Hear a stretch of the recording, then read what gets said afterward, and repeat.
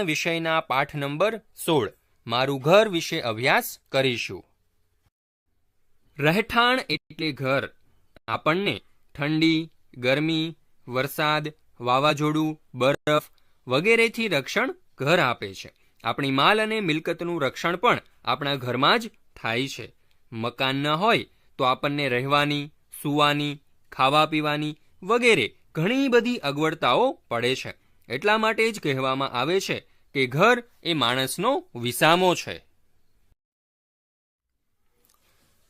દરેક વ્યક્તિ પોતાની આવક, પોતાના વિસ્તારની આબોહવાને અનુકૂળ હોય તેવું અને પોતાના વિસ્તારમાં સરળતાથી મળી આવતા માલ સામાનના આધારે પોતાનું મકાન બનાવતા હોય છે. અહીં તમે એક ઝૂંપડી જોઈ શકો છો. તો કેટલાક ગરીબ લોકો આ પ્રકારના ઝૂંપડી જેવા મકાનમાં પણ રહેતા હોય છે. અહીં તમે કાચું મકાન જોઈ શકો છો. તો જે મકાન બનાવવા માટે વાંસ, ઘાસ, કાપડ, પતરા, નળિયા કે માટીનો ઉપયોગ થયો હોય અને તેનું ભોંયતળિયું બનાવવા માટે માટી, લીપણ કે છાણનો ઉપયોગ થયો હોય તો તેને કાચું મકાન કહેવામાં આવે છે. ગામડામાં ઘણા બધા લોકો આ પ્રકારના કાચા મકાનમાં રહેતા હોય છે. ત્યાર પછી અહીં તમે પાકું મકાન પણ જોઈ શકો છો, જે ઈંટ, રેતી, સિમેન્ટ, લોખંડ, ટાઇલ્સ, કપચી વગેરેની મદદથી બનાવવામાં આવે છે. ત્યાર પછી અહીં તમે બંગલો પણ જોઈ શકો છો. કેટલાક ધનવાન લોકો આ પ્રકારના બંગલામાં પણ રહેતા હોય છે. હવે આપણે જોઈએ બહુમાળી મકાનો. તો બાળકો, શહેરોની અંદર વસ્તી ખૂબ વધારે હોય છે અને અહીં વસવાટની જગ્યા ઓછી હોય છે. એટલા માટે બહુમાળી મકાનો બાંધવામાં આવે છે. ત્યાર પછી અહીં તમે ઝૂંપડપટ્ટી પણ જોઈ શકો છો, જે શહેરોમાં વિશેષ પ્રમાણમાં જોવા મળતી હોય છે. કેટલાક પર્વતીય વિસ્તારોની અંદર લોકો તંબુમાં પણ રહેતા જોવા મળે છે. અને ત્યાર પછી અહીં તમે બોટ હાઉસ જોઈ શકો છો. મોટા ભાગે દરિયા કિનારાની આસપાસ રહેતા લોકો આ પ્રકારના બોટ હાઉસમાં રહેતા હોય છે. નાવડીમાં બનાવેલા ઘરને બોટ હાઉસ કહેવામાં આવે છે. પ્રવાસે આવેલા લોકો હાઉસબોટ દ્વારા સહેલગાહનો આનંદ માણતા પણ જોવા મળે છે. આપણા ઘર કે મકાનમાં પણ વિવિધ પ્રકારના ભાગો જોવા મળે છે. જેમ કે બેઠક રૂમ, સૂવાની રૂમ કે જેને આપણે બેડરૂમ પણ કહીએ છીએ. ત્યાર પછી છે રસોડું કે જ્યાં મમ્મી રસોઈ બનાવે છે. જમવાનો રૂમ કે જ્યાં કુટુંબના બધા જ સભ્યો એકસાથે જમવા બેસતા હોય અને બાથરૂમ. આ પાઠમાં નસીમ નામનો એક તમારા જેવો જ નાનો બાળક છે. તે કહે છે કે હું શ્રીનગરમાં રહું છું. શ્રીનગર ક્યાં આવે બાળકો? ખ્યાલ છે તમને? જુઓ, આ ભારતનો નકશો છે. ભારતના નકશામાં સૌથી ઉપર અહીં જમ્મુ કાશ્મીર રાજ્ય આવેલું છે. આ જમ્મુ કાશ્મીર રાજ્યનું પાટનગર છે શ્રીનગર. અહીં તમે જોઈ શકો છો. તે શું કહે છે કે ગઈકાલથી અમારી શાળામાં ઘણી બધી પ્રવૃત્તિઓનું આયોજન કરવામાં આવ્યું છે અને આ બધી જ પ્રવૃત્તિઓ અઠવાડિયા સુધી ચાલવાની છે. તો ચાલો આપણે જોઈએ કે તેમની શાળામાં આ બધી પ્રવૃત્તિનું આયોજન શા માટે કરવામાં આવ્યું. તો કે તેમની શાળામાં કેમ્પ છે, એટલા માટે આ પ્રકારનું આયોજન કરવામાં આવ્યું છે. હવે આ આયોજનમાં એટલે કે આ કેમ્પમાં બાળકો બીજી જગ્યાએથી પણ કેમ્પ માટે આવ્યા છે. બીજી જગ્યાએથી એટલે કે ભારતના બીજા રાજ્યોમાંથી, જેમ કે ગુજરાત, મહારાષ્ટ્ર, અસમ વગેરે બીજા રાજ્યોમાંથી પણ બાળકો અહીં આવ્યા છે. બધાને રહેવા માટે મેદાનમાં તંબુ બાંધ્યા છે. અહીં તમે જોઈ શકો છો કે આ જે બાળકો આવ્યા છે તેમને રહેવા માટે આ પ્રકારના તંબુ પણ બાંધવામાં આવ્યા છે. કરવામાં આવ્યું હતું. એટલા માટે નસીમ અને તેની શાળાના બધા જ બાળકોએ ભેગા મળી અને તેમની શાળાને સરસ રીતે શણગારી હતી. તમારી શાળામાં પણ જ્યારે 15મી ઓગસ્ટ, 26મી જાન્યુઆરી કે ગુરુ પૂર્ણિમાનો તહેવાર હોય ત્યારે તમે શાળાને શણગારતા હશો. તેવી જ રીતે તો કેટલાક બાળકોએ તો કપડાના ટુકડામાંથી પણ બારણાના તોરણ બનાવ્યા હતા. બાળકો, વિચારો જોઈએ કે તોરણ બનાવવા માટે કપડાં સિવાય બીજી કઈ કઈ વસ્તુઓ વાપરી શકાય? વિચારજો હો. કેટલાક બાળકોએ તો સૂકા પાંદડા અને લાકડાના વહેરનો ઉપયોગ કરી રંગોળી બનાવી હતી. જુઓ, અહીં નસીમ શ્રીનગરમાં રહે છે એટલે તેમણે રંગોળી બનાવવા માટે સૂકા પાંદડા અને લાકડાના વહેરનો ઉપયોગ કર્યો. પરંતુ તમે જે વિસ્તારમાં રહો છો ત્યાં કદાચ રંગોની મદદથી રંગોળી પૂરવામાં આવતી હશે અથવા તો બીજી પણ કોઈ વસ્તુનો ઉપયોગ કરી શકાય. તો તમે નોંધો કે તમારા ઘરે રંગોળી પૂરવા માટે કઈ કઈ વસ્તુઓનો ઉપયોગ કરવામાં આવે છે.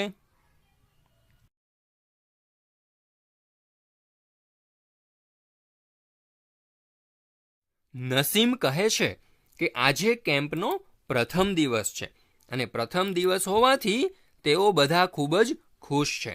સવારમાં વહેલા તેઓ ભેગા મળી અને મેદાનની અંદર વર્તુળ બનાવીને બેસી જાય છે, કારણ કે દરેકે પોતાનો પરિચય આપવાનો હતો.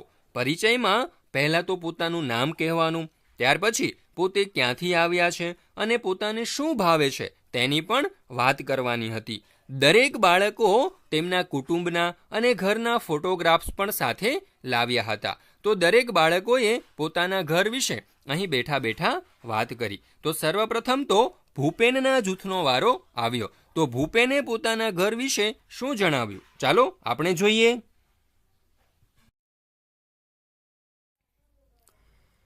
ભૂપેન પોતાનો પરિચય આપતા કહે છે કે હું અસમના મોલન ગામથી આવ્યો છું. બાળમિત્રો, આ અસમ રાજ્ય ક્યાં આવે તો આ નકશા દ્વારા આપણે જોઈએ. ભારતના નકશામાં પૂર્વ ભાગમાં તમને જે આ લાલ રંગ દેખાય છે તે છે ભારતનું અસમ રાજ્ય. તો આ અસમ રાજ્યમાંથી ભૂપેન શ્રીનગર ગયો છે.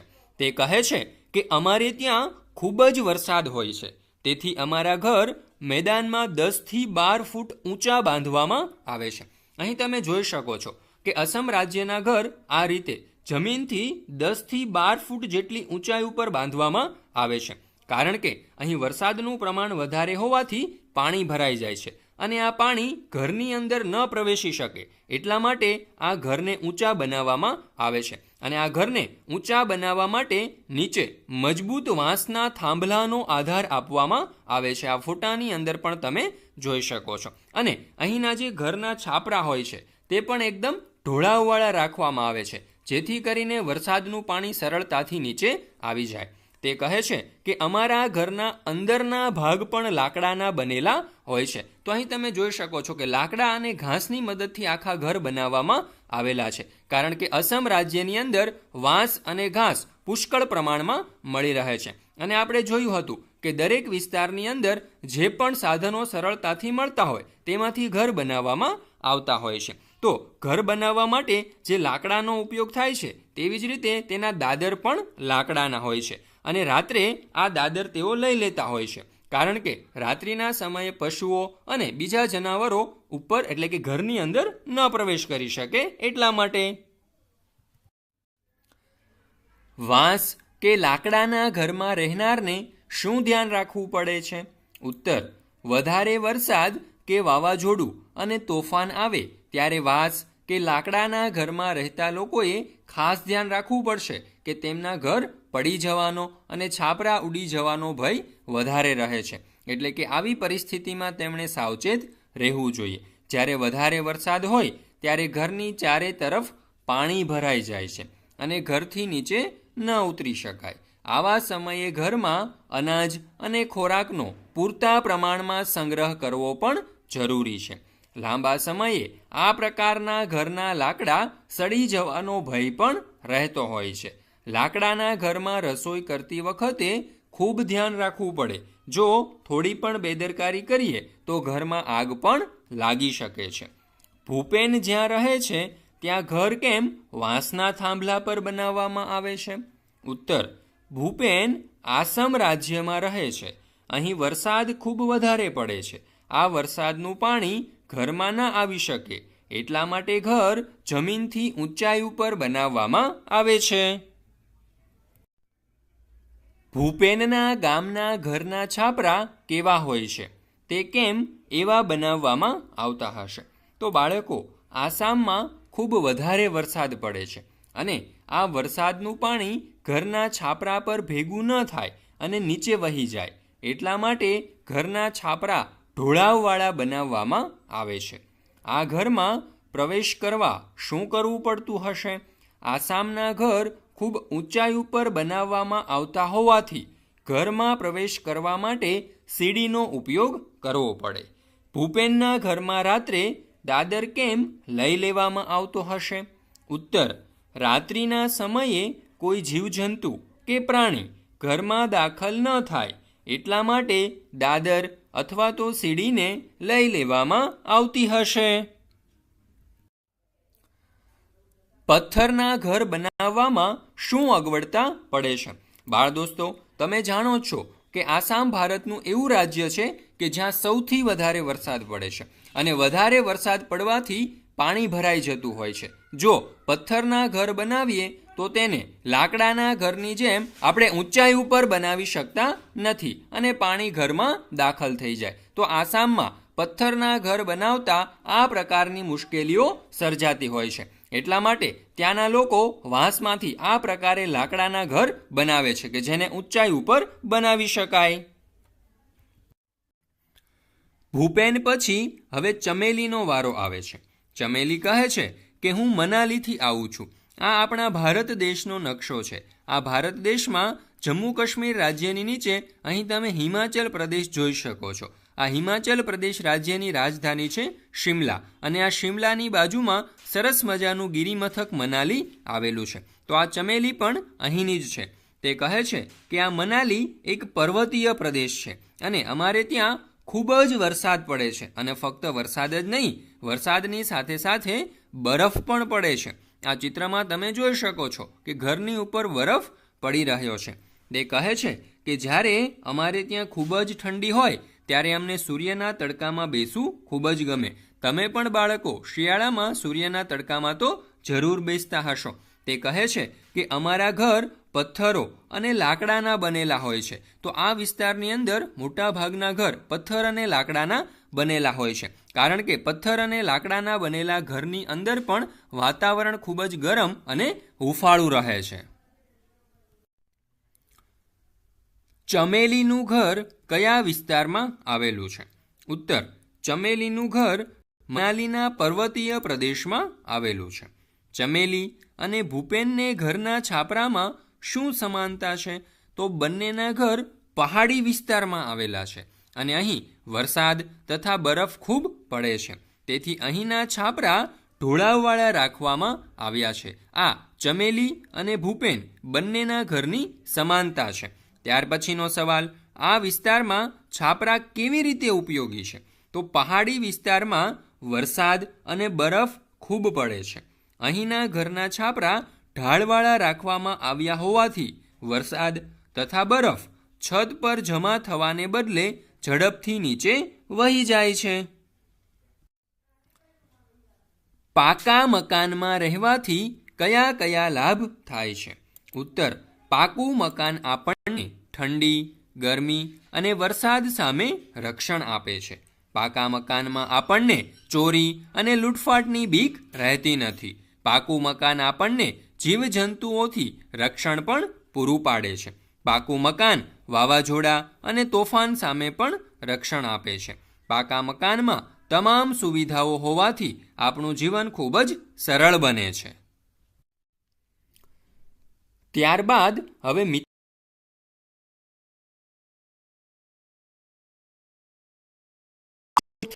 છે રાજકોટ એટલે કે આપણા ગુજરાત રાજ્યનું જ એક શહેર.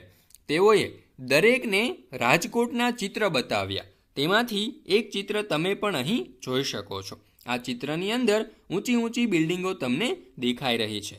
તેને બહુમાળી મકાનો કહેવામાં આવે છે.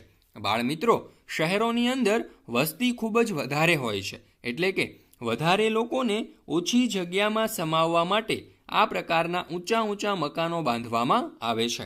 આ ઉપરાંત શહેરોની અંદર આ પ્રકારના પાકા મકાનો પણ જોવા મળે છે કે જેમાં લોકો રહેતા હોય છે.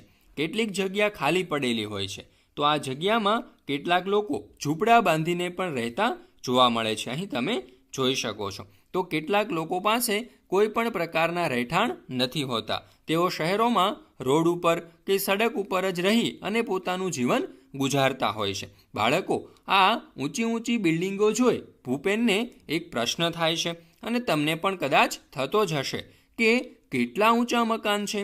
તમે લોકો આટલા બધા ઊંચા મકાનમાં કેવી રીતે ચડતા હશો? હવે જો આટલા બધા ઊંચા મકાનમાં આપણે ચડવું હોય તો દાદરથી તો આપણે થાકી જઈએ. તો આ પ્રકારના મકાનમાં ઉપર જવા માટે લિફ્ટની વ્યવસ્થા હોય છે, જેમાં આપણે ફક્ત એક બટન દબાવીને કોઈ પણ માળે પહોંચી શકીએ છીએ.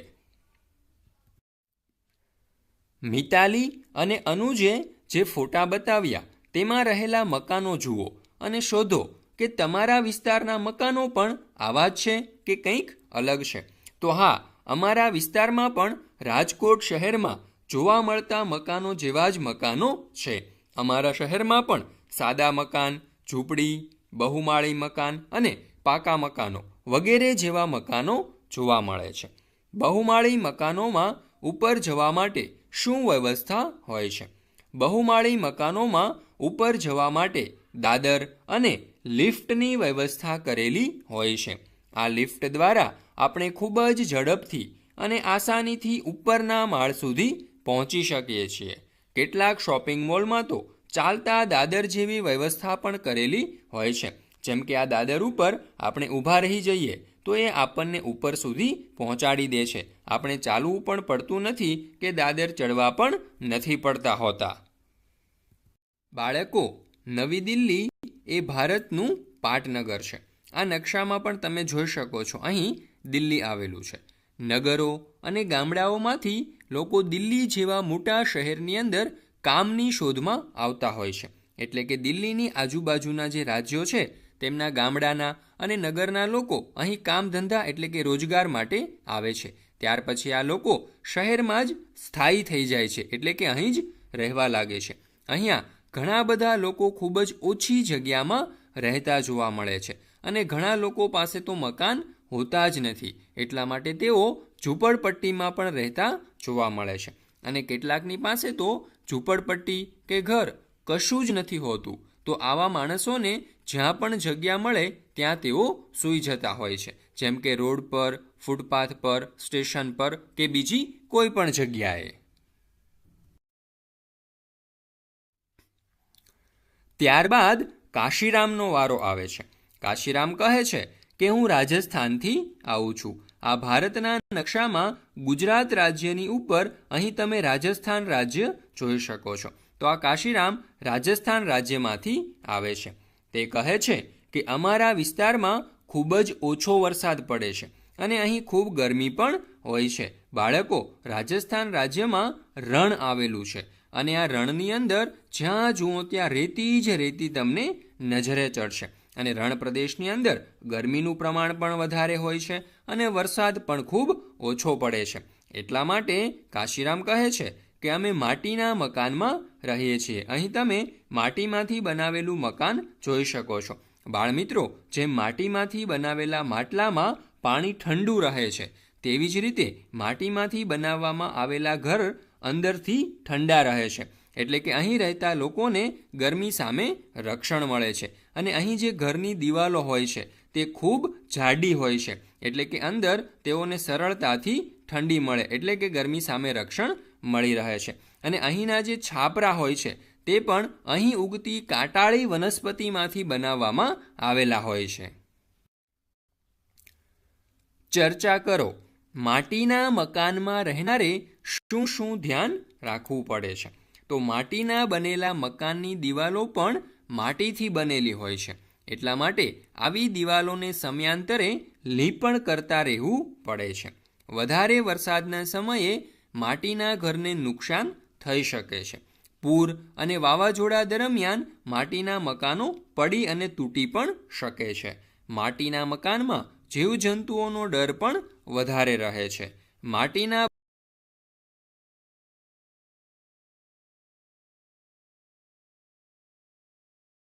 બધા જ જૂથના સભ્યોએ પોતાના ઘર, મકાનો વિશે અલગ અલગ પ્રકારની માહિતી આપી.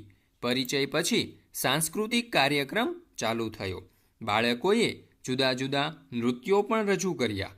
તેઓએ પોતાની ભાષામાં લોકગીતો રજૂ કર્યા. ત્યાર પછી દરેકને બદામ અને ઇલાયચી સાથે કાશ્મીરનું પીણું કાહવા પણ અપાયું અને બાળકોએ ખૂબ જ મજા કરી. તો ચાલો આપણે કેટલાક રાજ્ય, તેમની ભાષા અને તેમના નૃત્ય વિશે પણ જોઈ લઈએ. તો જેવી રીતે ગુજરાત રાજ્યમાં ગુજરાતી ભાષા બોલાય છે અને ગુજરાત રાજ્યનું નૃત્ય છે ગરબા, તેવી જ રીતે પંજાબ રાજ્યમાં પંજાબી ભાષા બોલવામાં આવે છે અને ત્યાંનું લોકનૃત્ય છે ભાંગડા. તેવી રીતે મહારાષ્ટ્ર રાજ્યમાં મરાઠી ભાષા બોલાય છે અને મહારાષ્ટ્રનું લોકનૃત્ય છે લાવણી. તમિલનાડુમાં તામિલ ભાષા બોલવામાં આવે છે અને તમિલનાડુનું લોકનૃત્ય છે ભરતનાટ્યમ. રાજસ્થાનમાં મારવાડી ભાષા બોલવામાં આવે છે અને ત્યાંનું લોકનૃત્ય છે ઘુમ્મર. કાશ્મીરમાં કાશ્મીરી ભાષા બોલાય છે અને ત્યાંનું લોકનૃત્ય છે રોફ. કેરળની અંદર મલયાલમ ભાષા બોલવામાં આવે છે અને કેરળનું લોકનૃત્ય છે કથકલી.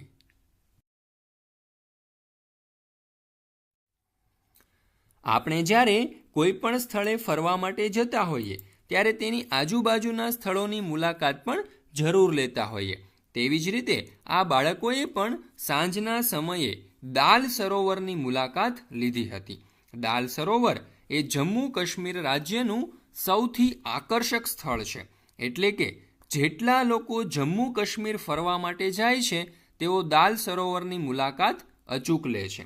અહીંથી હિમાલયની સુંદર પર્વતમાળાઓ દેખાય છે. અહીં તમે જોઈ શકો છો કે દાલ સરોવરમાંથી હિમાલયની પર્વતમાળાઓ ચોખ્ખી નજરે ચડે છે. દાલ સરોવરમાં એક ખાસ પ્રકારની બોટ પણ મુસાફરોના મનોરંજન અને મુસાફરી માટે હોય છે, જેને શિકારા કહેવામાં આવે છે. આ શિકારામાં બેસવાનો આનંદ જ કંઈક અનેરો હોય છે. અહીં પણ આ બાળકો હાઉસબોટની અંદર અને આ શિકારામાં બેઠા હતા અને તેમણે પાણીમાં ચલાવવા માટે હલેસા પણ માર્યા હતા. આ ઉપરાંત અહીં કેટલીક હાઉસબોટ પણ જોવા મળે છે.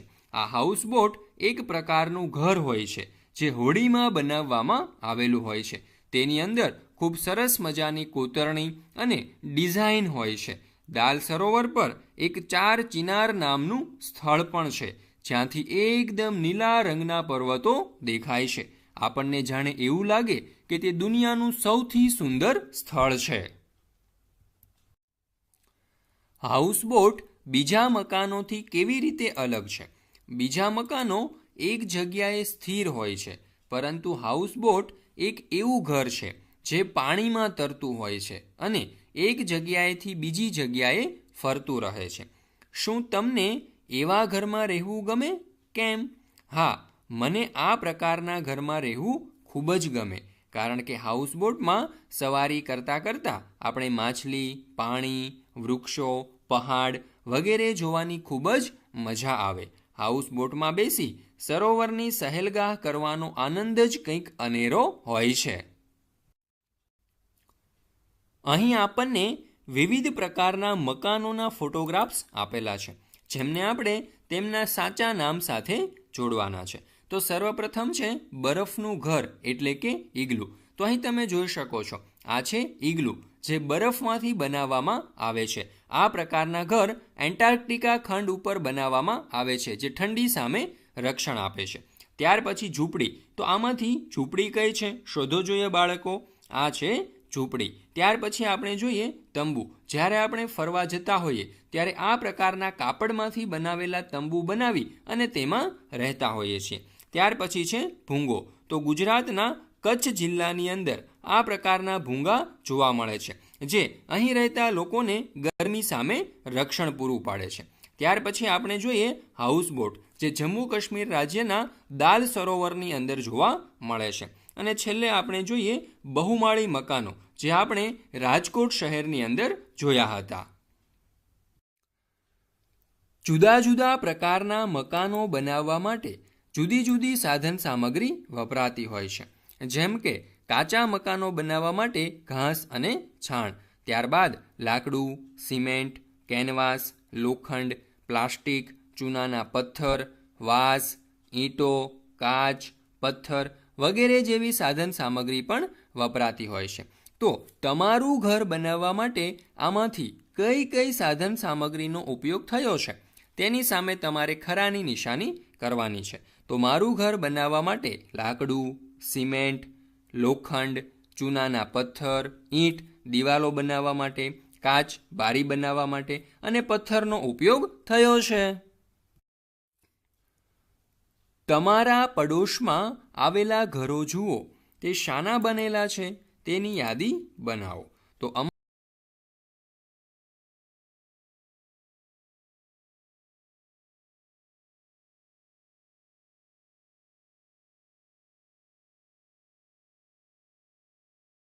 નમૂનાનો સંગ્રહ કરો. તો અહીં તમે જોઈ શકો છો કે ઘર બનાવવા માટે કઈ કઈ ચીજ વસ્તુઓનો ઉપયોગ કરવામાં આવે છે. બાળ મિત્રો, તમારું ઘર જે ઈંટની મદદથી બન્યું છે તેવી ઈંટ બનાવતા આપણે શીખીએ. તો સર્વપ્રથમ તો થોડી માટી એકઠી કરવાની છે. એટલે કે થોડી માટી લો અને આ માટીમાં પાણી ઉમેરી અને તેને બરાબર રીતે ગૂંદી લો. ત્યાર પછી ખાલી દિવાસળીની પેટી લો અને તેની અંદર આ માટીને બરાબર દબાવીને ભરી દો. ત્યાર પછી આ માટી સુકાઈ જાય એટલે આ દિવાસળીની પેટીમાંથી માટીને બહાર કાઢી લો. એટલે તમારી સરસ મજાની નાની ઈંટ તૈયાર થઈ જશે. હવે તમે જે ઈંટ બનાવેલી છે તેને તમે જુદા જુદા પ્રકારના રંગ કરો અને તેમના ઉપર તમારું નામ પણ તમે લખી શકો છો. તો તમે જે જુદા જુદા રંગની ઈંટો બનાવી છે તેનાથી સરસ મજાનું રંગીન ઘર બનાવો અને તમે જે ઘર બનાવ્યું છે તેના છાપરાને પણ તમે જરૂરથી સજાવજો. મારું ઘર પાઠનો ધ્યાનપૂર્વક અભ્યાસ કરવા બદલ આપ સર્વ વિદ્યાર્થી મિત્રોનો ખૂબ ખૂબ આભાર. ફરી મળીશું એક નવા પાઠ સાથે.